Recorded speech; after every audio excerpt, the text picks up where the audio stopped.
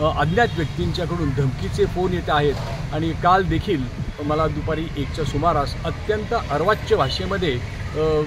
शिवीगाळ करणारा आणि तुला बघून घेतो, तुझं अमुक करतो, तमुक करतो वगैरे अशा प्रकारचे फोन मला आला आणि त्यामुळे त्याविषयी जरा गांभीर्यानं हे कामगार चळवळीचा विषय आहे आणि म्हणून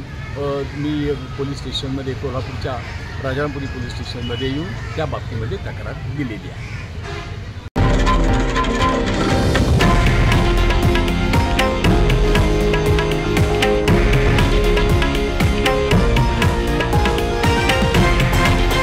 हे आहे देशातील नंबर 1 न्यूज नेटवर्क आणि आपण पाहत आहात TV9 मराठी, एकमेव.